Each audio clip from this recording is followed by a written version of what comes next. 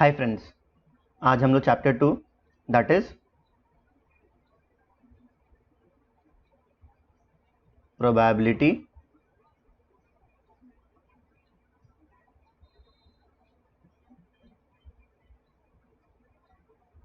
Distribution चालू करने वाले हैं। अब प्रोबेबिलिटी डिस्ट्रीब्यूशन वाला चीज़ क्या है ना कि अभी तक हम लोग रैंडम वेरिएबल्स में क्या देखे थे कि हम लोग को प्रोबेबिलिटी का जो फॉर्मूला था वो गिवन रहता था। मतलब जो प्रोबेबिलिटी डिस्ट्रीब्यूशन का फॉर्मूला था जिससे हम लोग प्रोबेबिलिटी निकालते थे वो हम लोग को गिवन रहता था, और हम लोग उसके बाद उसका प्रोबेबिलिटी का डिफरेंट वैल्यूज़, उसका CDF, उसका PMF, ये सब हम लोग को गिवन रहता था। लेकिन अब हम लोग उसको डिराइव करना सीखेंगे जहां भी पॉसिबल होगा। तो इसीलिए ये वाला चैप्टर का नाम है प्रोबेबिलिटी डिस्ट्रीब्यूशन। तो यहाँ पे हम लोग अलग अलग टाइप का स्टैंडर्ड डिस्ट्रीब्यूशन देखेंगे जो एक एक्चुअल फील्ड में या एक्चुअलीज पढ़ने में काम आता है या एक्चुअल फील्ड में हमको यूज होगा। तो हम लोग चालू करते हैं कि कौन कौन से डिस्ट्रीब्यूशंस होते हैं। तो हमारे जो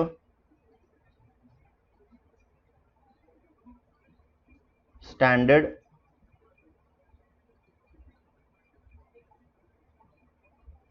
डिस्ट्रीब्यूशंस है उनको दो पार्ट में डिवाइड किया गया है। पहला पार्ट इज डिस्क्रीट डिस्ट्रीब्यूशन और दूसरा part is continuous distribution. Just like random variables. जैसे रैंडम वेरिएबल्स में होता था कि हमारा डिस्क्रीट डिस्ट्रीब्यूशन भी होता था और कंटिन्यूअस डिस्ट्रीब्यूशन भी होता था। तो अब हम लोग इसको जानते हैं कि हमारा कौन कौन सा डिस्क्रीट डिस्ट्रीब्यूशन है और कौन कौन सा कंटिन्यूअस डिस्ट्रीब्यूशन है। अगर हमारा रैंडम वेरिएबल डिस्क्रीट है तो वो डिस्क्रीट डिस्ट्रीब्यूशन फॉलो करेगा, और अगर हमारा रैंडम वेरिएबल कंटिन्यूअस है तो वो कंटिन्यूअस डिस्ट्रीब्यूशन फॉलो करेगा। सिंपल। अब कौन कौन सा डिस्क्रीट डिस्ट्रीब्यूशन हम लोग को पढ़ना है एक्चुअलीज में, मतलब CS1 में, क्योंकि CS2 में हम लोग और भी एक दो देखेंगे, लेकिन यहाँ पे हम लोग को जो पढ़ना है वो हम लोग डील करने वाले हैं। तो सबसे पहले हम लोग डिस्क्रीट में पढ़ने वाले हैं यूनिफॉर्म। फिर सेकंड में हमारा डिस्क्रीट का डिस्ट्रीब्यूशन क्या है, बर्नौली डिस्ट्रीब्यूशन। फिर थर्ड क्या है, बर्नौली का ही extension which is binomial. Fourth is geometric distribution. अब ये ज्योमेट्रिक डिस्ट्रीब्यूशन भी ना दो तरह का होता है, हम लोग सब देखने वाले हैं। अभी मैं जस्ट एक ओवरव्यू दे रहा हूँ कि चैप्टर में हम लोग को क्या क्या चीज़ पढ़ना है। फिर दूसरा होता है टाइप 2, पहला हो गया टाइप 1 और दूसरा हो गया टाइप 2। फिर हमारा फिफ्थ जो डिस्ट्रीब्यूशन है वो है नेगेटिव बाइनोमियल। इसमें भी दो होता है, एक होता है टाइप 1, एक होता है टाइप 2, क्योंकि negative binomial is an extension of geometric distribution. इसीलिए उसमें अगर टाइप 1 टाइप 2 है तो नेगेटिव बाइनोमियल में भी टाइप 1 टाइप 2 है। अब सिक्स्थ हमारा डिस्क्रीट में कौन सा डिस्ट्रीब्यूशन है, पॉइजन डिस्ट्रीब्यूशन। सेवेंथ है हमारा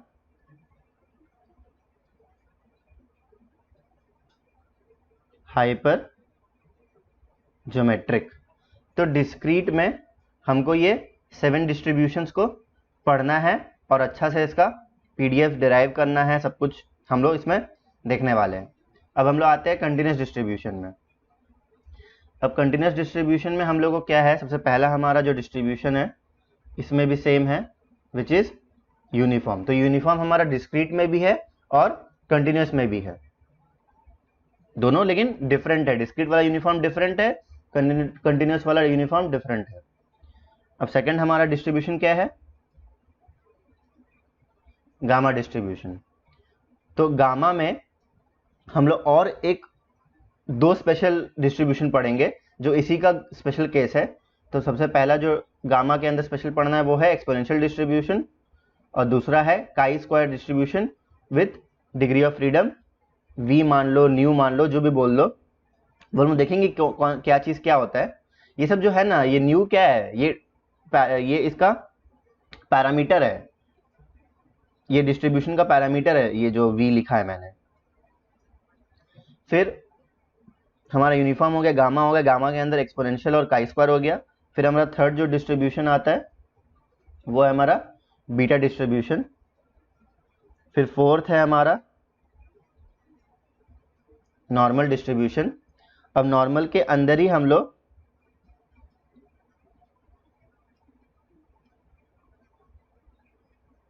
स्टैंडर्ड नॉर्मल पढ़ेंगे एंड लॉग नॉर्मल पढ़ेंगे। तो मतलब नॉर्मल का ही आप बोल लो कि डिफरेंट फॉर्म में लिखने को दो डिस्ट्रीब्यूशन बन गया, एक स्टैंडर्ड नॉर्मल है, एक लॉग नॉर्मल है। और नॉर्मल डिस्ट्रीब्यूशन तो है ही, जैसे गामा था, लेकिन गामा में वो दोनों उसका स्पेशल केस था। फिर हमारा फिफ्थ डिस्ट्रीब्यूशन क्या हुआ, टी डिस्ट्रीब्यूशन। हमारा सिक्स्थ यूनिफॉर्म कंटिन्यूस में क्या होगा, एफ डिस्ट्रीब्यूशन। तो टोटल हम लोग को कंटिन्यूस और डिस्क्रीट में मिला के इतने सारे डिस्ट्रीब्यूशन पढ़ने हैं। डिस्क्रीट में हम लोग को टोटल 7 डिस्ट्रीब्यूशंस पढ़ना है एंड कंटिन्यूस में हम लोग को टोटल 6 डिस्ट्रीब्यूशन पढ़ना है। लेकिन अगर उसका हम लोग डीप में घुसेंगे तो हम लोग को उससे ज़्यादा पढ़ना है, बिकॉज वहाँ पे हम लोग को स्पेशल केस भी डील करना है। तो वो एक अपने में एक डिस्ट्रीब्यूशन है, होता है exponential, standard normal, log normal, सब अपने में एक डिस्ट्रीब्यूशन है। तो कंटिन्यूस में हम लोग को थोड़ा ज़्यादा डिस्ट्रीब्यूशन देखना है। तो आइए हम लोग एक एक करके इसको पढ़ते हैं कि एग्जैक्टली हर डिस्ट्रीब्यूशन में क्या है, उसका क्या प्रॉपर्टीज़ होता है, उसका क्या एक्सपेक्टेशन होता है, क्या वेरिएंस होता है, सब कुछ हम लोग को इसी में देखना होगा। अब एक चीज़ हम लोग को ध्यान रखना है, ये चीज़ आप लोग नोट कर लो कि इस चैप्टर में हम लोग जो पढ़ने वाले हैं ना, उसमें ऑलमोस्ट मान लो कि 80% जो हम लोग फॉर्मूला देखने वाले हैं या हम लोग फॉर्मूला जो डिराइव करने वाले हैं वो क्या होता है, एक्चुरियल टेबल में गिवन होता है। तो ये चैप्टर या फिर पूरे एक्चुरीज का अगर हम लोग ओवरव्यू देखें तो एक्चुरीज का जो कंटेंट है ना, that is not made for you to learn the formulas. वो आपको फॉर्मूला इसलिए देता है ताकि आप उसको अप्लाई कर सको। और हाँ, डेरिवेशन इज इम्पॉर्टेंट। पहला तो ये बात कि 80% of the formula given actual table जो गिवन होता है, और सेकेंड जो फॉर्मूला गिवन है उसका डेरिवेशन इम्पॉर्टेंट होता है बहुत समय। अभी सिंस पेपर हम लोग का इस अटेम्प्ट में आप लोग जब देने वाले होंगे तो आपका ऑनलाइन हो रहा है, आपको टाइपिंग करके वर्ड में सबमिट करना आंसर्स। तो हो सकता है कि आपको डेरिवेशन ना पूछे, लेकिन हो सकता है कि आपको डेरिवेशन जो होता है ना, डेरिवेशन का एक मिडिल वाला जो पार्ट होता है उसको एज एन एमसीक्यू दे देगा। मैं आपको जब क्वेश्चन कराऊंगा ना चैप्टर्स का तो आपको मालूम चलेगा कि अच्छा ऐसा भी हो सकता है क्या। इसीलिए डेरिवेशन इंपॉर्टेंट है, बिकॉज एग्जामिनर जो है वो बहुत स्मार्ट है। वो आपको क्या बोलेगा कि ठीक है डेरिवेशन तो नहीं आएगा, लेकिन हो सकता है डेरिवेशन का कोई एक इंटरमीडिएट स्टेप हम पूछ ले एज एन एमसीक्यू। सो इसलिए डेरिवेशन अभी भी इंपॉर्टेंट है। तो फॉर्मूला याद रखना नहीं रखना इज अनदर थिंग, कि हाँ फॉर्मूला मेरे को याद नहीं रखना है, मेरे को अप्लाई करना सीखना है, लेकिन हो सकता है कि डेरिवेशन भी पूछ ले।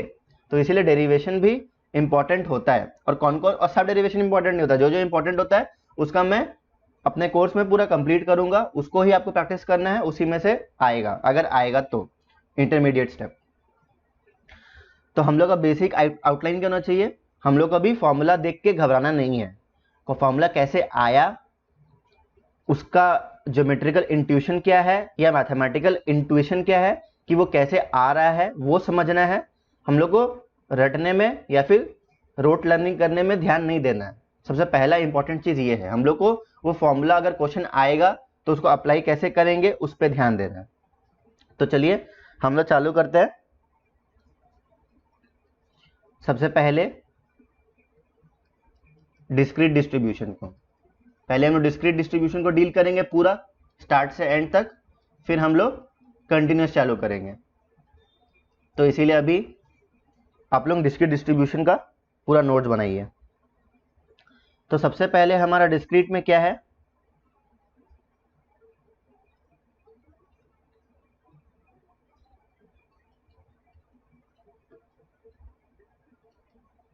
तो डिस्क्रीट में सबसे पहले हम लोगों को पढ़ना है यूनिफॉर्म डिस्ट्रीब्यूशन। तो uniform distribution is a discrete distribution. तो यहाँ पे जो हमारा रैंडम वेरिएबल होगा जिसको हम लोग कैपिटल एक्स कंसिडर कर लेते हैं, वो क्या होगा, वो भी डिस्क्रीट होगा। तो वो क्या क्या वैल्यू ले सकता है, तो हम लोग यूनिफॉर्म डिस्ट्रीब्यूशन में क्या पढ़ते हैं कि यूनिफॉर्म का मतलब क्या है। यूनिफॉर्म मतलब एक जैसा रहना, यूनिफॉर्म का मतलब वो होता है। तो यूनिफॉर्म में क्या है कि समझिए हम लोग कोई एक्सपेरिमेंट करते हैं, तो वो एक्सपेरिमेंट में जितने भी आउटकम्स या फिर सैंपल स्पेस आते हैं ना, हर एक सैंपल स्पेस का इक्वल डिस्ट्रीब्यूशन अगर हो, तो वैसे सिनेरियो को, वैसे रैंडम वेरिएबल को हम लोग कैसे बता सकते हैं, यूनिफॉर्म डिस्ट्रीब्यूशन के हिसाब से बोल सकते हैं। फॉर एग्जाम्पल, जैसे हम लोग एक डाई को थ्रो किए, तो उसमें 1 आने का क्या प्रोबेबिलिटी है, 2 आने का क्या प्रोबेबिलिटी है, 3 आने का क्या प्रोबेबिलिटी है। एक डाई को थ्रो करते हैं तो उसमें सैंपल स्पेस क्या क्या आता है, 1 2 3 4 5 6, यही सैंपल स्पेस है, यही हमारा आउटकम है।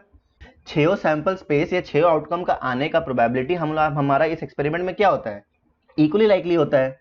तो इसमें हम लोग को क्या देखना है कि अगर हमारा प्रोबेबिलिटी 1 आने का क्या है, ऑब्वियसली 1/6, क्योंकि हमारे पास टोटल नंबर ऑफ आउटकम्स कितना है 6, और हम लोग को 6 में इक्वली डिवाइड करना है। तो हम लोग क्या करेंगे, 1/6 करेंगे ना, ऑब्वियसली सबको 1/6 देंगे, तभी तो वो टोटल 1 बनेगा ना, क्योंकि हम लोग को ये पता है कि प्रोबेबिलिटी एक से ज्यादा बड़ा नहीं हो सकता है, probability is less than equals to 1, मतलब एक से ज्यादा बड़ा हो ही नहीं सकता। और हम लोग को पता है कि हमारा जो पीडीएफ बनना चाहिए उसका समेशन क्या होना चाहिए, वो 1 के बराबर होना चाहिए। तो ऑब्वियस बात है, अगर हमारा 6 सैंपल स्पेस है तो हम लोग को 6 को 1/6 देना है, तो हमारा टोटल तो 1 बनना ही चाहिए ना। तो इसीलिए यूनिफॉर्म डिस्ट्रीब्यूशन क्या बोलता है कि here all the outcomes are equally likely. तो आप ये चीज लिख लो। पहला हम लोग को जो यूनिफॉर्म डिस्ट्रीब्यूशन में क्या प्रॉपर्टी जानना है कि यूनिफॉर्म से हम लोग क्या मतलब है कि here all the outcomes are equally likely. तो यहां पे सिंपल यही चीज है, ये एक स्टेटमेंट से पूरा यूनिफॉर्म डिस्ट्रीब्यूशन हम लोग को क्लियर हो जाना चाहिए। और मैंने जो एग्जांपल दिया डाई का थ्रो करने वाला, उससे आप चीज को रिलेट कर सकते हैं कि एग्जैक्टली हो क्या रहा है। तो सपोज अब हम लोग इसको जनरलाइज कर दे, वो तो एक स्पेशल केस था कि हाँ डाई को थ्रो कर दिए या कॉइन को टॉस कर दिए। तो अब हम लोग जनरल केस लेते हैं कि सपोज हम लोग का रैंडम वेरिएबल है कैपिटल एक्स, वो हमारा क्या क्या सैंपल स्पेस या फिर आउटकम ले रहा है, वो ले रहा है 1 2 3, ऐसे करते करते वो हमारा k तक वैल्यू ले रहा है जो हमारा रैंडम वेरिएबल है। तो अब हम लोग को बताना है कि हमारा जो प्रोबेबिलिटी मास फंक्शन होगा या प्रोबेबिलिटी फंक्शन होगा वो क्या होगा, जिससे हम लोग प्रोबेबिलिटी कैलकुलेट कर सकते हैं, उसका फॉर्मूला बताओ भाई। तो हमारा पीएमएफ का फॉर्मूला ये है यूनिफॉर्म डिस्ट्रीब्यूशन के केस में। Suppose x is equals to small x, हम लोग पीएमएफ का ऐसे लिखते हैं ना भाई, तो probability capital X is equals to small x is equals to क्या होगा, आप इसको रिलेट करो। जब हम लोग कॉइन को टॉस किए थे तो वहां पे कितने नंबर ऑफ आउटकम्स थे, 6 थे। यहाँ पे कितने हैं, टोटल k है। तो वहां पे हम लोग हर एक को कितना प्रोबेबिलिटी दे रहे थे, 1 बाय नंबर ऑफ आउटकम्स, मतलब 1/6। तो यहाँ पे हम लोग कितना देंगे, 1 by number of outcomes, which is number of outcomes कितना है यहाँ पे हम लोग के पास, टोटल हमारे पास k आउटकम्स है। तो हमारा पीएमएफ जो बना यूनिफॉर्म डिस्ट्रीब्यूशन के लिए क्या बना, 1/k फॉर, यहाँ पे हम लोग जब भी पीएमएफ स्टेट करेंगे ना, तो हम लोग को वो जो हमारा ऑब्जर्वेशन है या आउटकम है वो हमेशा मेंशन करना होगा कि कौन कौन सा वैल्यू के लिए ये वैलिड है। तो हमारा आउटकम क्या क्या था, 1 था, 2 था, 3 था, कहाँ तक था, k था।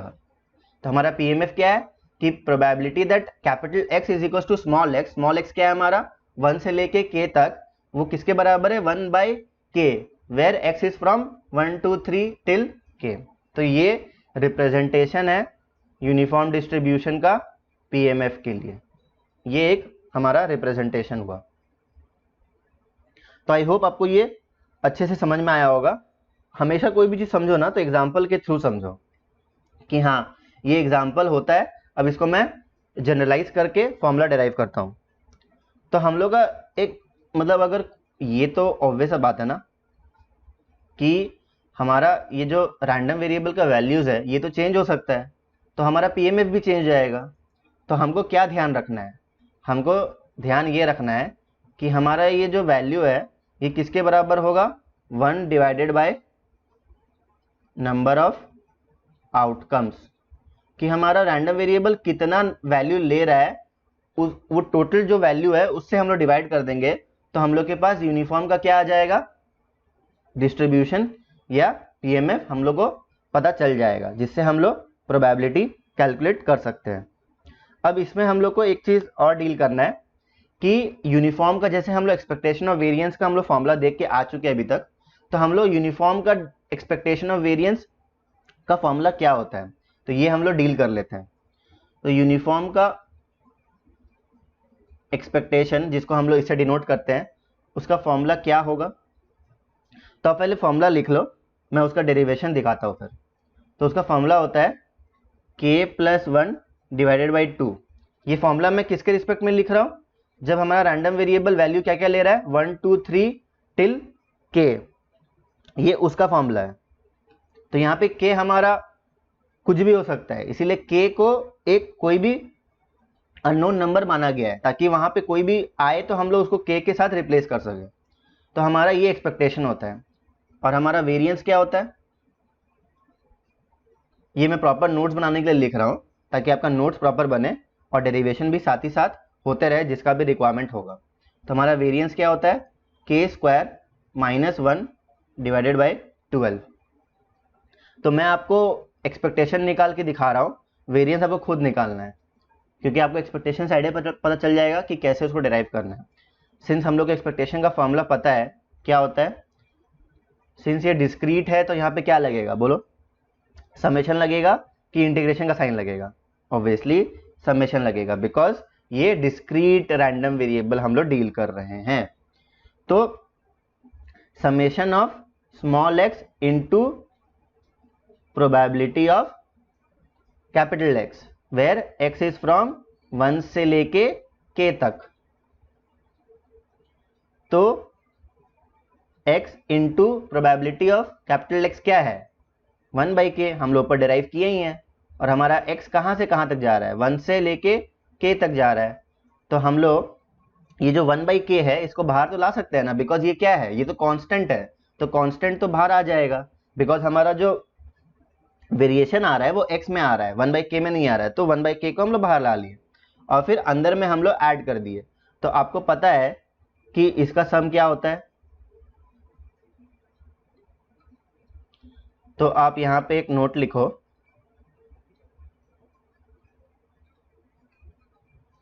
अगर आप मैथ बैकग्राउंड से होंगे, मतलब मैथ्स नहीं साइंस बैकग्राउंड से होंगे, तो आपने 11th क्लास में एक चैप्टर पढ़ा होगा अरिथमेटिक प्रोग्रेशन।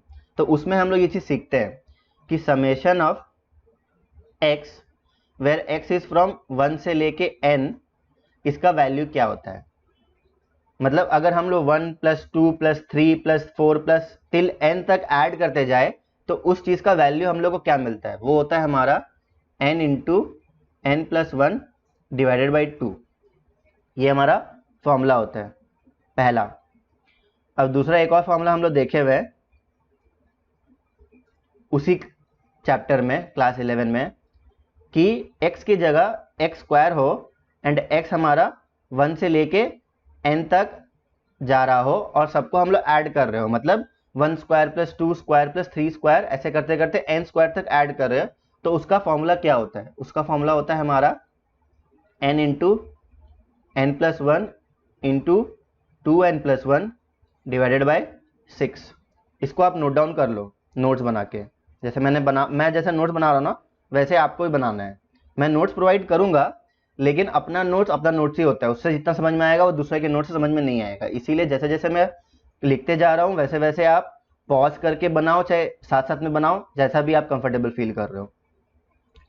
तो हमको ये दो रिजल्ट का यूज है ये पता करने के लिए। तो हमारा यहाँ पे क्या है, देखो ये समेशन ऑफ एक्स कहाँ से कहाँ जा रहा है, 1 से k। यहाँ पे क्या था 1 से n, तो हमारा यहाँ पे n की जगह क्या आ जाएगा, k आ जाएगा, बस यही डिफरेंस है।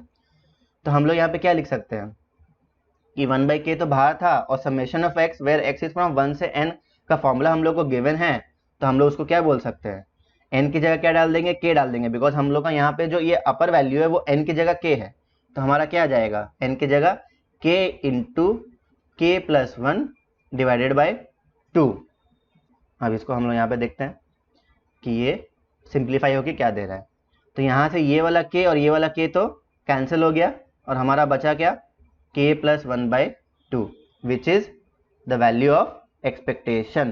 तो हम लोग यहाँ पे देखो क्या लिखे थे डिराइव करने से पहले, एक्सपेक्टेशन का वैल्यू k+1, यही हम लोग डिराइव करके भी लेके आए हैं k+1/2। तो ये एक्सपेक्टेशन है क्या, अगर आप इसको मतलब होता है ना, ये तो फॉर्मूला डिराइव कर लिया, लिख लिया, मैंने लिखा दिया, अब इसका इंट्यूशन क्या है कि हम लोग समझेंगे कैसे कि ये क्या है। तो आप आओ यहाँ पे हमारा ये डिस्ट्रीब्यूशन का रेंज के पास। तो हमारा ये डिस्ट्रीब्यूशन कहाँ से चालू हो रहा है, 1 से चालू हो रहा है, k तक जा रहा है। तो एक्सपेक्टेशन क्या होता है, जनरली यूनिफॉर्म का आप सोचो, अगर यूनिफॉर्म डिस्ट्रीब्यूशन फॉलो कर रहा है तो उसकी मिडिल में लाई करना चाहिए ना। तो इसका मिडिल क्या होगा, आप सोचो, हम लोग मिडिल पॉइंट कैसे निकालते हैं, स्टार्टिंग पॉइंट लेते हैं, एंड पॉइंट लेते हैं, और क्या करते हैं, डिवाइडेड बाय 2 कर देते हैं। यही तो हमारा मिडिल पॉइंट होता है ना। तो हम लोग का स्टार्टिंग पॉइंट क्या था, 1 था, एंड पॉइंट क्या था, k था, दोनों को ऐड कर दिया, किससे डिवाइड कर दिया, 2 से डिवाइड कर दिया। तो यही तो हमारा मिडिल पॉइंट आ गया ना। तो मिडिल पॉइंट ही तो हमारा एक्सपेक्टेशन होता है। तो देखो k+1/2, as simple as that. I hope आपको ये इंट्यूशन समझ में आ रहा है कि एग्जैक्टली हम लोग कैसे चीज़ को रिलेट कर रहे हैं। ये सब चीज़ इसलिए बताना जरूरी है ना, क्योंकि आपको ये लगेगा कि ये कहाँ से आ गया। ये ठीक है, हम लोग डिराइव तो कर लेते हैं, लेकिन इंट्यूशन भी जरूरी है, क्योंकि यूनिफॉर्म में हम लोग का जो एक्सपेक्टेशन है वो मिडिल में आना चाहिए। तो मिडिल पॉइंट क्या होगा, सिंपल 1 + k/2। जो हम लोग का सैंपल स्पेस गिवन है उसका फर्स्ट पॉइंट लेंगे, एंड पॉइंट लेंगे, दोनों को ऐड करेंगे और डिवाइडेड बाय 2 कर देंगे। तो ये हमारा एक्सपेक्टेशन निकलता है फॉर्मूला वाइज भी और इंट्यूटिवली भी। अब एक्सपेक्टेशन तो हमारा कंप्लीट हो गया। अब वेरिएंस के लिए मैं फॉर्मूला लिख दे रहा हूँ, डिराइव आपको खुद करना है। ये आपका ये वीडियो देखने के बाद खुद का डेरिवेशन है, या वीडियो पॉज करके खुद डिराइव करो, जैसा भी आप कंफर्टेबल फील कर रहे हो। तो वेरिएंस का हमको फॉर्मूला क्या पता था, रैंडम वेरिएबल्स में हम लोग क्या जाने थे, expectation of x² minus expectation of x का होल स्क्वायर। तो ये मैं आपको रेफरेंस के लिए दे रहा हूँ कि वेरिएंस का ये फॉर्मूला होता है। तो इन जनरली हम लोग को ये पता है, इसका बस स्क्वायर करना है और ये हम लोग को निकालना है। एंड ये हम लोग को पता है, चलो मैं एक और हेल्प कर देता हूँ कि ये क्या होता है।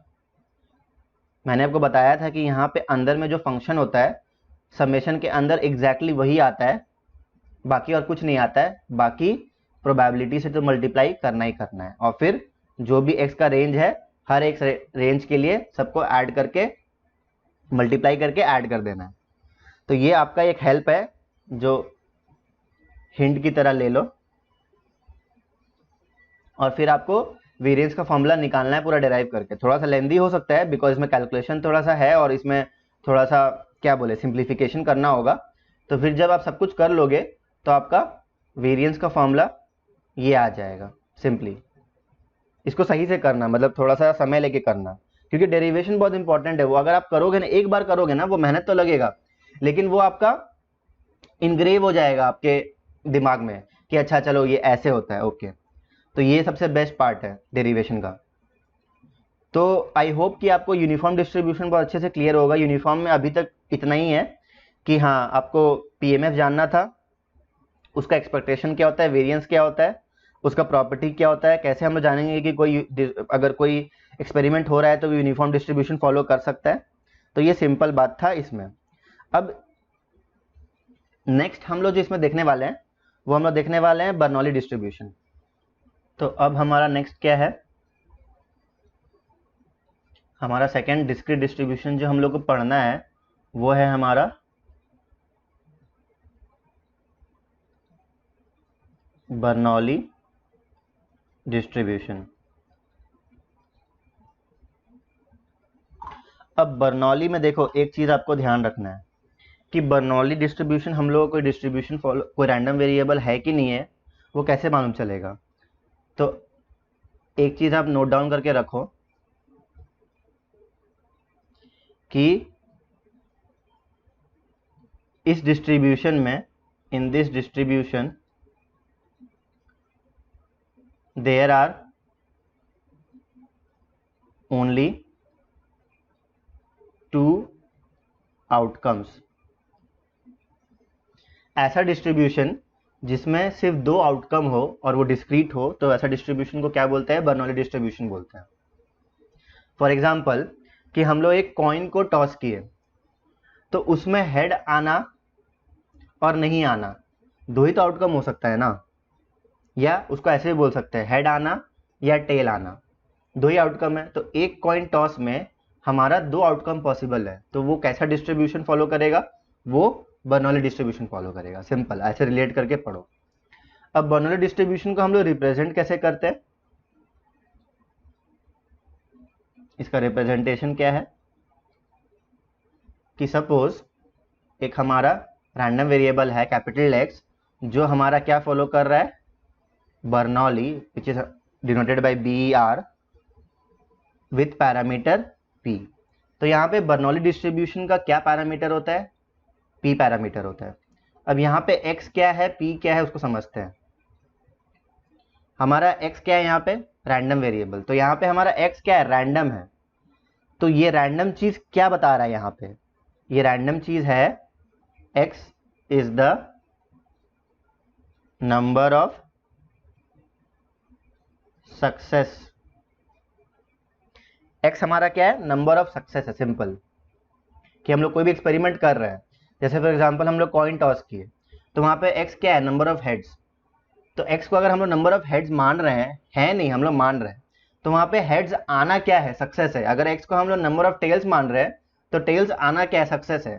तो अगर हम लोग नंबर ऑफ हेड्स को x मान रहे हैं तो हमारा x क्या क्या वैल्यू ले सकता है, एक कॉइन टॉस में या तो एक भी हेड नहीं आएगा या एक हेड आएगा, तो हमारा x का क्या क्या वैल्यू हो गया, 0 और 1 हो गया। तो यहाँ पे हमारा x का 2 वैल्यू हो सकता है, 2 ही पॉसिबल है, 0 या फिर 1। अब वो 0 को हम लोग कुछ भी बोल सकते हैं, 0 को चाहे हम लोग फेलियर बोले, चाहे 1 को हम लोग सक्सेस बोले, 0 को हम लोग डिफेक्टिव चीज बोले, वो डिपेंड करे कि हम लोगों को केस क्या गिवन है, हमारे पास जो सिचुएशन गिवन है वो क्या है। अब फिर हमारा ये जो पैरामीटर गिवन है ये क्या है, ये है प्रोबेबिलिटी ऑफ सक्सेस। ये हमारा है कि वो सक्सेस आने का प्रोबेबिलिटी क्या है। सपोज कि हमारा एग्जांपल में सक्सेस क्या था, हेड था, तो उस हेड आने का प्रोबेबिलिटी क्या है, ऑब्वियसली 1/2। अगर हम लोग कॉइन टॉस करते हैं तो वो हेड भी आने का और टेल भी आने का, दोनों का चांसेस क्या होता है, इक्वल होता है। तो इक्वल क्या होगा, 1/2। तो प्रोबेबिलिटी ऑफ सक्सेस क्या हो गया, सक्सेस हम लोग किसको माने, हेड को, तो हम लोग का प्रोबेबिलिटी ऑफ सक्सेस क्या हो गया कॉइन के टॉस के केस में, 1/2।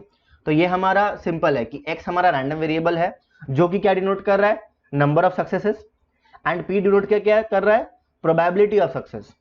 तो अब हमारा रिप्रेजेंटेशन क्लियर हो गया, हमारा प्रॉपर्टी क्लियर हो गया कि ये डिस्ट्रीब्यूशन में क्या होता है। अब हम लोग जानते हैं कि इसका PMF या PDF क्या होता है। तो ये डिस्ट्रीब्यूशन में जो हमारा 2 आउटकम होता है ना, वो 2 आउटकम क्या है वो आप पहले एक्सप्लिसिटली जान लो कि there are only 2 outcomes which are, one is success, other is failure. तो हमारा जो 2 आउटकम आता है ना, उसमें एक आउटकम तो सक्सेस बोला जाता है और दूसरे को फेलियर बोला जाता है।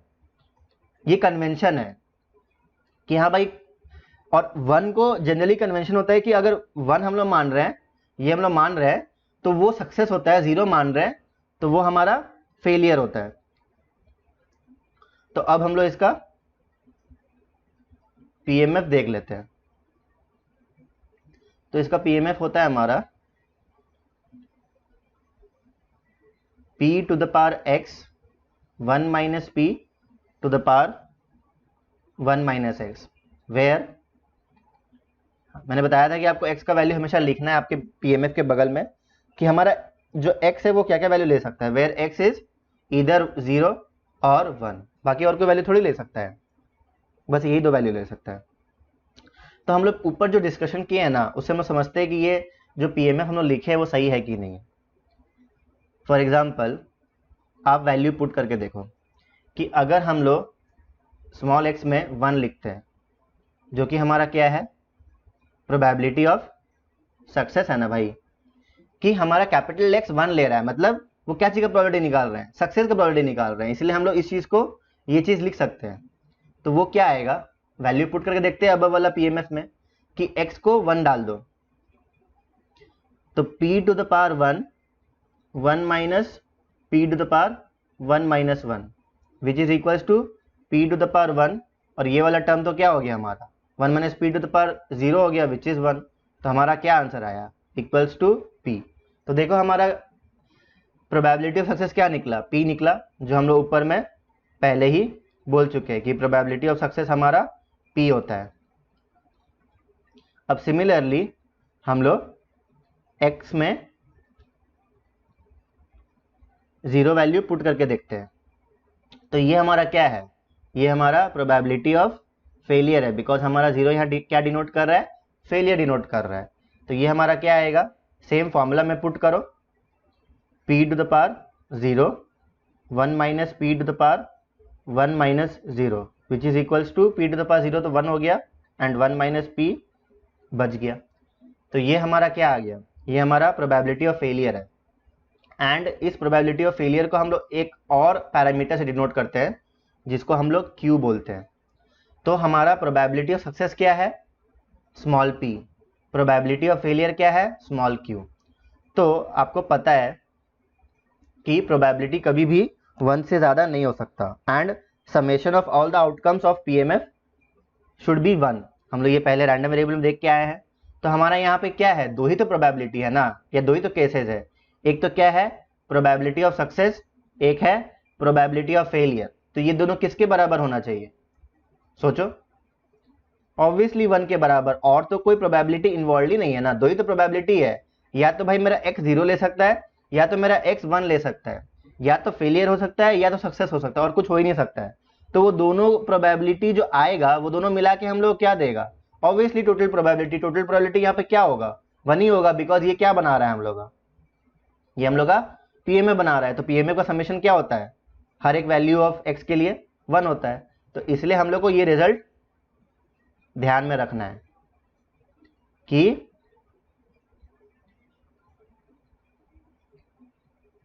p plus q is equals to 1। तो हम लोग यहां से क्या डिराइव कर सकते हैं कि 1 minus p is equals to q। तो यही चीज को मैंने ऊपर यूज किया है कि 1 माइनस p को मैंने q में लिख लिया। तो ये हमारा बर्नौली का पीएमएफ हो गया, उसका प्रॉपर्टी हो गया, उसको कैसे रिप्रेजेंट करते ये हो गया। अब हम लोग इसका जानते हैं कि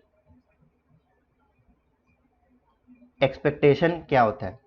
तो हम लोग का बर्नौली का एक्सपेक्टेशन होता है स्मॉल p, एंड वेरिएंस होता है p into 1 minus p, which is अगर शॉर्ट फॉर्म में लिखना चाहो तो p इंटू q। तो ये हमारा बर्नौली का एक्सपेक्टेशन और वेरिएंस हो गया। इसका डेरिवेशन हम लोग यहाँ नहीं देखेंगे, अगर आप चाहो तो निकाल सकते हो सिमिलरली जैसे हम लोग यूनिफॉर्म का निकाले थे पीएमएफ का यूज करके, जो हम लोग फॉर्मूला सीखे थे। लेकिन इसका हम लोग डेरिवेशन जो है ना,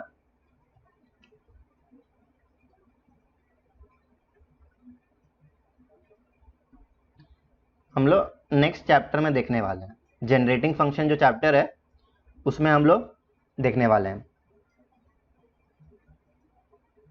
तो यहाँ पे आपको टेंशन लेने की जरूरत नहीं है, लेकिन इसको नॉर्मली हम लोग जैसे यूनिफॉर्म का निकाले वैसे एकदम इजीली निकाला जा सकता है। अगर आपको जानना भी हो तो हम लोग इसको डाउट क्लास में डिस्कस कर लेंगे अगर आपसे नहीं निकलता है तो, लेकिन फिर भी आप ट्राई करना प्लीज, ट्राई करना बहुत इंपॉर्टेंट है, क्योंकि ये जो CSM का पेपर है ना, ये पूरा मैथमेटिकल है, इसमें थ्योरेटिकल बहुत कम है, लिटरली एक चैप्टर होगा थ्योरेटिकल, पहला चैप्टर जो है, जो हम लोग बाद में करने वाले हैं, लेकिन ये पूरा पेपर ही maths maths maths stats stats stats यही है। तो इसीलिए जब तक आप पेन कॉपी उठा के आप नहीं करोगे तो आपसे नहीं होने वाला है। तो इसमें मेहनत का ज़रूरत तो है इनिशियली, लेकिन जब आप होने लग जाएगा तो आपको बहुत इंटरेस्ट आने लगेगा। तो इसीलिए आप इसमें कभी भी वो मत करो, ढील मत छोड़ो। अब हमारा नेक्स्ट डिस्ट्रीब्यूशन जो हम लोग को पढ़ना है बर्नौली के बाद, जो कि जस्ट इसका एक्सटेंशन है, वो मैं समझाऊंगा कैसे इसका एक्सटेंशन है, वो है हमारा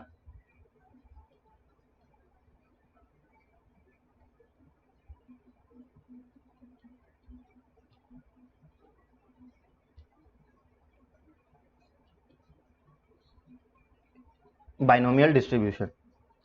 तो अब इसको हम लोग रिप्रेजेंट कैसे करते हैं पहले वो देख लीजिए, कि अगर कोई एक रैंडम वेरिएबल है कैपिटल एक्स, अगर वो फॉलो कर रहा है बाइनोमियल, तो इसको कैसे लिखेंगे, capital x follows BIN binomial distribution with parameters n, p। तो बर्नौली में क्या था, सिर्फ ये वाला पैरामीटर था, यहाँ पे एक एक्स्ट्रा क्या आ गया, n आ गया, तो यही इसलिए इसका एक्सटेंशन हो जाता है। अब हम लोग समझेंगे इंट्यूटिवली कैसे होता है। पहले हम लोग समझ लेते हैं कि यहाँ पे हमारा n क्या है, x क्या है और p क्या है।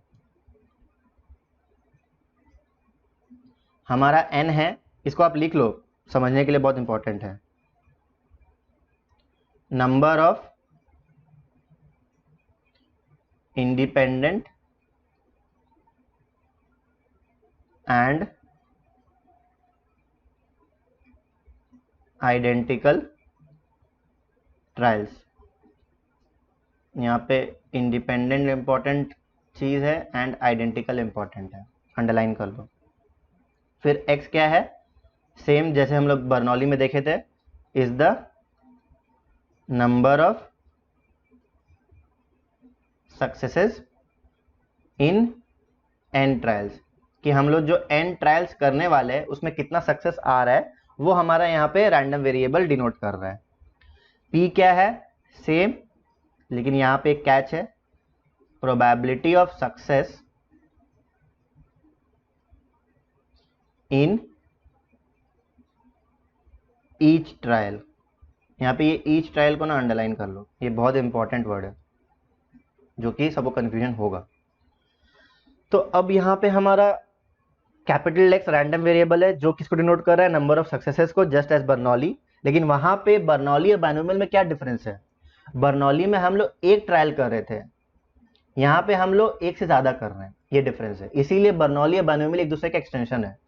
वहां पे हमारा जो n था बर्नौली में वो 1 था, यहाँ पे हम लोग का n कुछ भी हो सकता है, 2 भी हो सकता है, 10 भी हो सकता है, 100 भी हो सकता है, 1000 भी हो सकता है। वो हम लोग का किस पे डिपेंड करेगा कि कितना बार हम लोग एक्सपेरिमेंट को कर रहे हैं। ट्रायल्स मतलब क्या होता है, वही जो हम लोग एक्सपेरिमेंट कर रहे हैं कि कॉइन टॉस की है, तो कॉइन को हम लोग 10 बार टॉस कर रहे हैं, तो वो क्या हो गया, वो बाइनोमियल डिस्ट्रीब्यूशन फॉलो करेगा, ना कि बर्नौली। बर्नौली में तो एक कॉइन डिस्ट्रीब्यूशन को डील किया जाता है, लेकिन उससे ज्यादा डील बाइनोमियल डिस्ट्रीब्यूशन में किया जाता है। तो हमारा n क्या है, n है हमारा number of independent and identical trials, मतलब जो ट्रायल्स होगा वो सब ट्रायल्स एक दूसरे से इंडिपेंडेंट होना चाहिए, मतलब एक दूसरे को इन्फ्लुएंस नहीं करना चाहिए, एंड आइडेंटिकल होना चाहिए। आइडेंटिकल मतलब ऐसा नहीं है कि अगर हम लोग कॉइन टॉस कर रहे हैं एक ट्रायल, तो दूसरा ट्रायल में हम लोग डाई को थ्रो करने लग गए, तो वो हमारा एक बाइनोमियल डिस्ट्रीब्यूशन नहीं फॉलो करेगा, वो अलग अलग फॉलो करने लग जाएगा। तो अगर सेम बाइनोमियल डिस्ट्रीब्यूशन फॉलो करवाना है तो हमारा वो जो ट्रायल होना चाहिए वो एक तो पहला इंडिपेंडेंट होना चाहिए, जैसे हम लोग कॉइन टॉस कर रहे हैं, तो पहला कॉइन टॉस अगर हम लोग करते हैं उसमें या हेड या टेल आता है, तो वो दूसरा कॉइन को इन्फ्लुएंस करता है क्या, दूसरा टॉस को, उसमें भी तो हेड या टेल आ सकता है इंडिपेंडेंट ऑफ फर्स्ट ट्रायल, तो वही बोलना चाह रहा है। एंड दूसरा ट्रायल भी क्या है हमारा, कॉइन टॉस ही तो है ना, तो आइडेंटिकल हो गया। तो ये हमारा n का मतलब है। x का मतलब तो हम लोग बर्नौली में समझ ही चुके हैं। अब p का मतलब भी हम समझ चुके थे, लेकिन यहाँ पे कैच क्या है कि वहां पे प्रोबेबिलिटी ऑफ सक्सेस लिखा हुआ था, बिकॉज वहां पे एक ही ट्रायल तो हो रहा था, तो वहां पे हम लोग को दिमाग नहीं लगाना था। यहाँ पे बहुत सारे ट्रायल्स हो रहे हैं, तो यहाँ पे हम लोग प्रोबेबिलिटी ऑफ सक्सेस बहुत सारे ट्रायल्स का नहीं लेना है, probability of success in each trial, एक ट्रायल में उसका प्रोबेबिलिटी का सक्सेस का क्या रेट है, प्रोबेबिलिटी का आने का क्या चांस है, वो बताओ भाई। जैसे हम लोग कॉइन को टॉस किए 10 बार, अब उसमें हेड आने का क्या सक्सेस है, तो मतलब हम लोग का हेड अगर मान ले सक्सेस है तो उसमें प्रोबेबिलिटी हेड आने का क्या है, तो 1/10 नहीं है, 1/2 ही रहेगा, बिकॉज हम लोग हर एक ट्रायल के लिए डील कर रहे हैं, ना कि हम लोग वो 10 बार ट्रायल किए या 100 बार ट्रायल किए, हम लोग का प्रोबेबिलिटी सक्सेस सेम ही रहने वाला है, प्रोबेबिलिटी सक्सेस चेंज नहीं होने वाला है, क्योंकि हम लोग को उसमें प्रोबेबिलिटी सक्सेस किसके लिए चाहिए, वो जब एक ट्रायल किए तो वहां पे उसका सक्सेस आने का क्या प्रोबेबिलिटी है, उससे हम लोग को मतलब है। तो ये बहुत इंपॉर्टेंट था, 3 चीज समझने के हिसाब से। एग्जाम्पल मैंने दे ही दिया, कॉइन टॉस करो 10 बार, 5 बार, डाई को थ्रो करो, सब एक बाइनोमियल डिस्ट्रीब्यूशन में हम लोग उसको कन्वर्ट कर सकते हैं। अब हम लोग देख लेते हैं बाइनोमियल डिस्ट्रीब्यूशन का पीएमएफ क्या होता है। तो जैसे हम लोग लिखते हुए आ रहे हैं, probability that capital x is equal to small x, ये क्या होगा, अब यहाँ पे एक टर्म आ जाएगा जो कि हम लोग परम्यूटेशन कॉम्बिनेशन में, अगर आप साइंस बैकग्राउंड से हो, कॉमर्स से भी हो, अगर मैथ्स लिए हुए हो तो आप पढ़े होगे अपने 11th में, यहाँ परम्यूटेशन कॉम्बिनेशन 11th में पढ़ाया जाता है। तो यहाँ पे हमारा क्या है, n C x, which is C का मतलब क्या है, यहाँ पे कॉम्बिनेशन है, into p to the power x into 1 minus p to the power n minus x. तो ये हमारा बाइनोमियल डिस्ट्रीब्यूशन का पीएमएफ होता है। और यहाँ पे हमारा x का क्या क्या वैल्यू हो सकता है, आप ही सोचो। x क्या था हमारा, नंबर ऑफ सक्सेस था इन एन ट्रायल्स, तो हो सकता है कि हमारा एक भी सक्सेस ना हो सकता है हमारा एक सक्सेस हो जाए, हो सकता है हमारा 2 सक्सेस हो जाए। तो ये सक्सेस कहाँ तक जाएगा, ये सक्सेस हमारा n तक जाएगा, जितना ट्रायल हुआ है उतना ही सक्सेस हो सकता है ना, उससे ज़्यादा थोड़ी हो सकता है। हम लोग कितना ट्रायल किए हैं, n ट्रायल किए हैं, देखो यहाँ पे n लिखा हुआ है, तो सक्सेस भी तो मैक्सिमम n तक जा सकता है ना, n+1 थोड़ी हो सकता है। अगर हम लोग 10 बार कॉइन को टॉस कर रहे हैं तो वहां पे हेड आने का मैक्सिमम चांस कितना है, 10 ही बार तो है ना, 11 बार हेड थोड़ी आ सकता है। तो इसीलिए यहाँ पे हमारा या तो 0 बार आएगा या उसका मैक्सिमम लिमिट तक आएगा, इसलिए 0 1 2 ये हमारा x का वैल्यू है टिल n तक जाता है। एंड ये हमारा पीएमएफ का फॉर्मूला है, इसको याद कुछ नहीं करना, ये हमारा एक्चुअल टेबल में गिवन है, बस इसको अप्लाई करना सीखना है। इसमें n क्या मीन करता है, p क्या मीन करता है, x क्या मीन करता है, सब हम लोग ऊपर समझ चुके हैं। तो जब क्वेश्चन आएगा ये और भी ज़्यादा क्लियर होते जाएगा, उसमें टेंशन लेने का ज़रूरत नहीं है। तो सिमिलरली इसको थोड़ा हम लोग और अगर छोटा लिखना चाहें तो हम लोग ये पीएमएफ को और छोटा लिख सकते हैं, which is n C x into p to the power x, और 1 माइनस पी को हम लोग ऊपर बनौली में क्या लिखे थे, याद है आपको, वो क्या होता है, प्रोबेबिलिटी ऑफ फेलियर होता है, q, which is q to the power n minus x. तो इसको हम लोग ऐसे भी लिख सकते हैं अगर हम लोग को p और q में लिखना है तो। अब आप लोग सोच रहे होंगे कि ये NCX क्या है, जिसको नहीं पता है वो नोट कर लो, ये हमारा NCX होता है n फैक्टोरियल, अब जिसको फैक्टोरियल नहीं पता है वो मैं बताऊंगा, n factorial divided by x factorial into n minus x का फैक्टोरियल, ये हमारा NCX का फॉर्मूला होता है।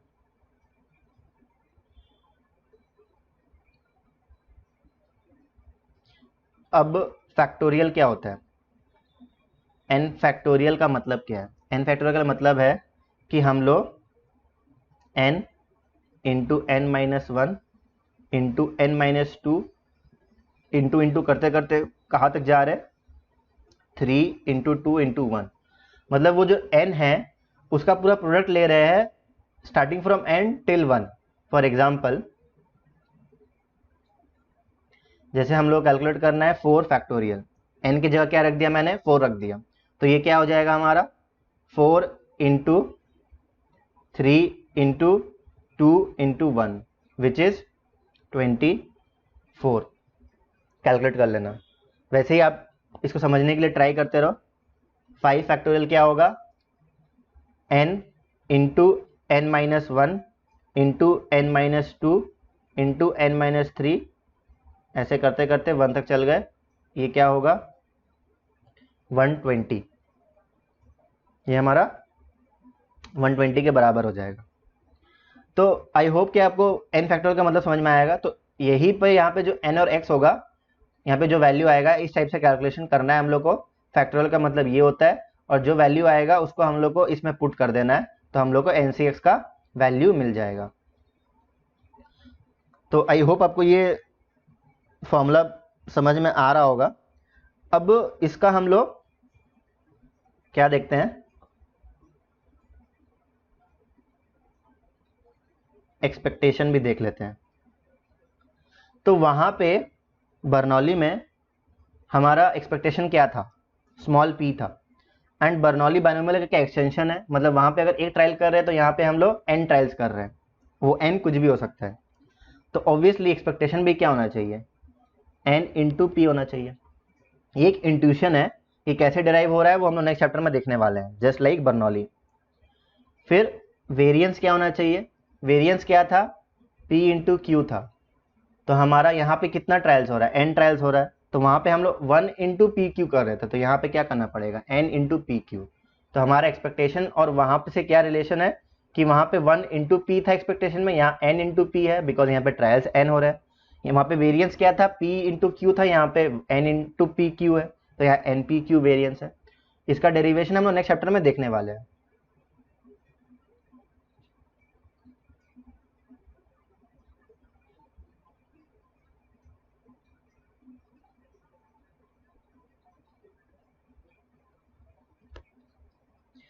अब एक चीज ना आप नोट डाउन कर लो, पहले लिखो, मैं फिर समझाता हूं। Binomial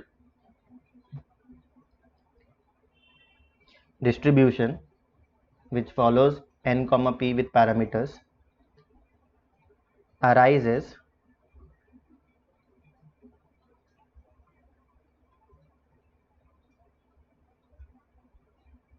from the summation of n IID Bernoulli trial. क्या बोल रहा है कि binomial distribution with parameters n comma p arises from the summation of n independent and identical distributed Bernoulli trials. इसका मतलब क्या ये बोलना चाह रहा है कि जो हम लोग बर्नौली डिस्ट्रीब्यूशन था ना, जो मैं बोल रहा हूँ बार बार एक्सटेंशन है, तो वो बर्नौली डिस्ट्रीब्यूशन बाइनोमियल डिस्ट्रीब्यूशन से कैसे आया है। वो बोलना चाह रहा है कि अगर हम लोग n independent and identically distributed Bernoulli trials, ये जो IID है ना, ये शॉर्ट फॉर्म किसका है, इंडिपेंडेंट एंड आइडेंटिकली डिस्ट्रीब्यूटेड। ये हम लोग बहुत जगह यूज करने वाले बार बार, इसलिए मैंने ये अभी इंट्रोड्यूस कर दिया IID, इसको आप याद कर लो, IID independent and identically distributed. तो अगर हम लोग n independent and identically distributed Bernoulli trials करते हैं और सबको ऐड कर देते हैं, तो वो हमारा क्या बना के देगा, वो हमारा बना के देगा binomial distribution with parameters n comma p। ये सिंपल बोलना चाह रहा है। अब आप बोलेंगे ये कैसे आ रहा है, तो इसका प्रूफ भी हम लोग नेक्स्ट चैप्टर में देखने वाले हैं। उसमें हम लोग जनरली लिटरली प्रूफ करने वाले हैं कि देखो, अगर हम लोग n independent identically distributed Bernoulli trials ले लेते हैं और उसका समेशन ले लेते हैं, तो वो हम लोग क्या दे देगा, वो हम लोग को बाइनोमियल डिस्ट्रीब्यूशन दे देगा। इसीलिए Bernoulli is an extension of binomial. ये हम लोग देखने वाले हैं कि कैसे होगा MGF के हेल्प से।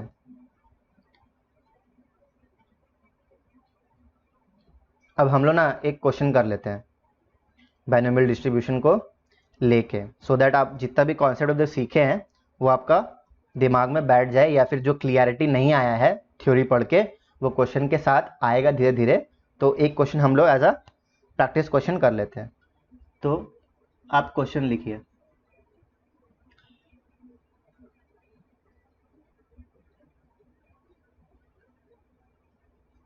calculate the probability that at least 9 out of a group of 10 people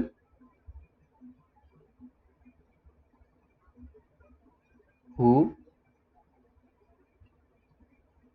have been infected by a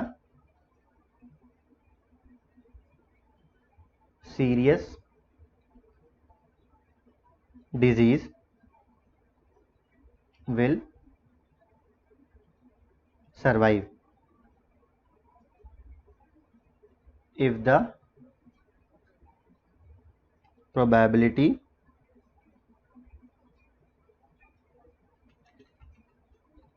survival probability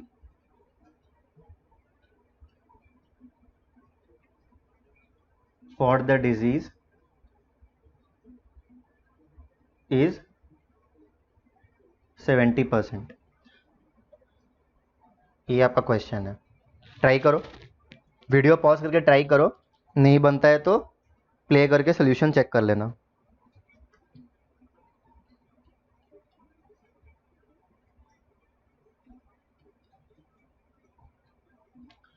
तो हम लोग क्वेश्चन में क्या गिवन है, चलिए सोल्यूशन डिस्कस करते हैं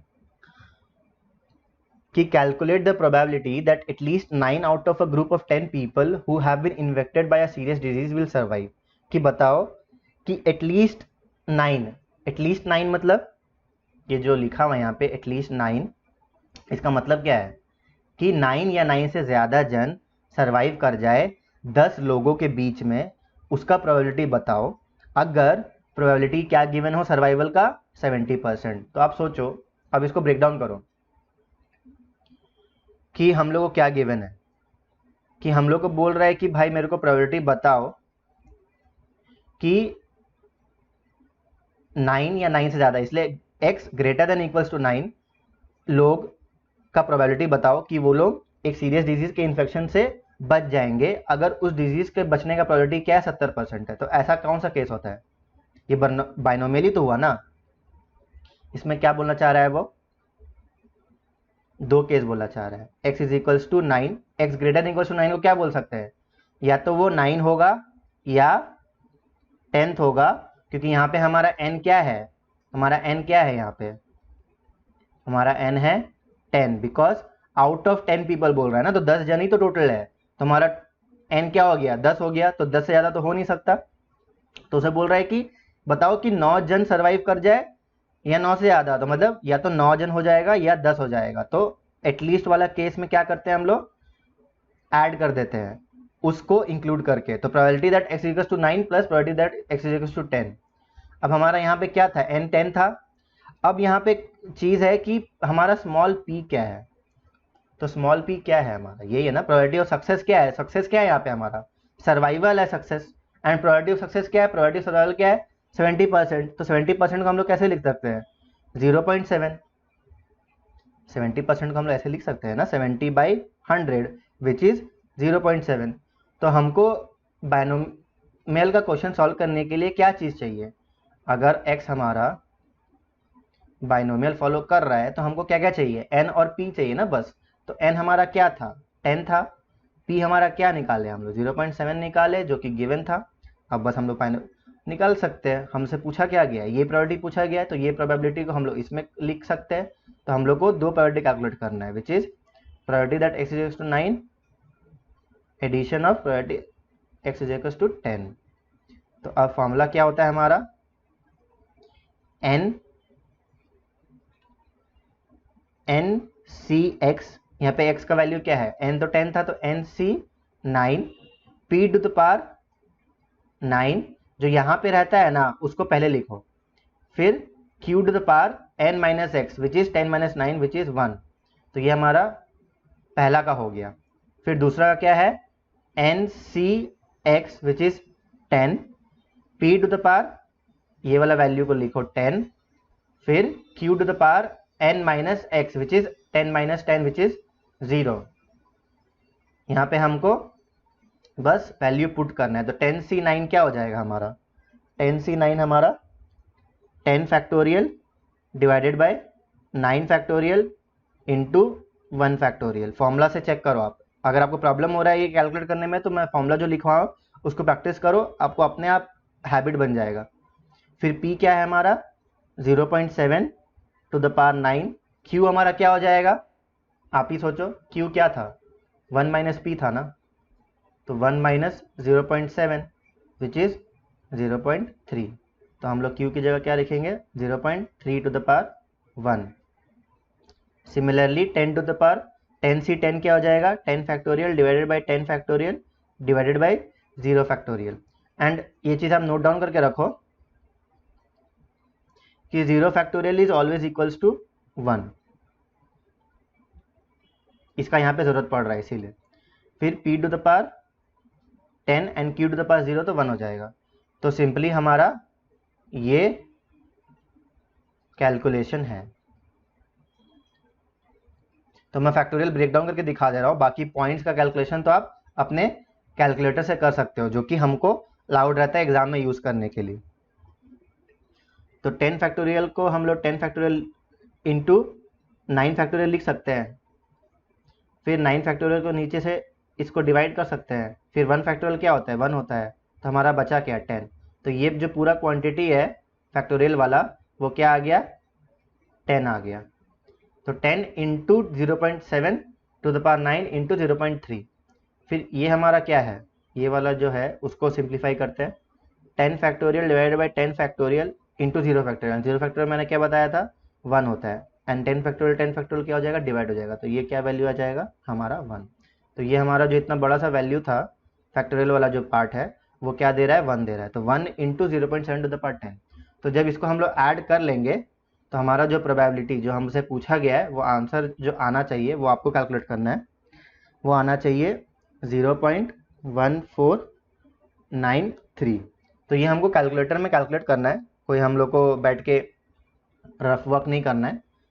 बस ये फैक्टोरियल वाला चीज़ अगर किसी को नहीं आता है तो वो यहाँ समझ ले, नहीं तो मेरे से कंसल्ट करे अगर उसको कोई प्रॉब्लम हो रहा है तो आई होप आपको ये बाइनोमियल वाला चीज़ बहुत समझ में आया होगा। हम लोग बहुत सारे क्वेश्चन करने वाले, टेंशन लेने का नहीं है। अगर आपको इससे अगर 2% भी क्लियर हुआ है तो कोई प्रॉब्लम नहीं है, धीरे धीरे आपको 100% क्लियर हो जाएगा, वो विथ टाइम आएगा। ऐसे नहीं आएगा कि हाँ ये क्वेश्चन बाइनोमियल फॉलो कर रहा है कि क्या फॉलो कर रहा है, वो हम लोग को धीरे धीरे समझ में आएगा जैसे जैसे हम लोग आगे का डिस्ट्रीब्यूशन कवर करते जाएंगे। तो इस वीडियो तक इतना ही था। हम लोग अभी पहले वीडियो में पहले जो चैप्टर 2 है उसमें हम लोग क्या क्या कवर किए कि प्रोबेबिलिटी डिस्ट्रीब्यूशन में क्या क्या होता है, कौन कौन सा डिस्ट्रीब्यूशन हम लोग को पढ़ना है। हम लोग फिर यूनिफॉर्म डिस्ट्रीब्यूशन को डील कर चुके हैं, बाइनोमियल को डील कर चुके हैं एंड बर्नौली को डील कर चुके हैं, और उसका प्रॉपर्टीज़ क्या क्या होता है, उसका एक्सपेक्टेशन क्या होता है, वेरिएंस क्या होता है, ये सब हम लोग जान चुके हैं। फिर सेकेंड वीडियो में हम लोग इसके आगे का बात जो जिसकी डिस्ट्रीब्यूशन बचा हुआ है वो सब देखेंगे। Okay, thank you.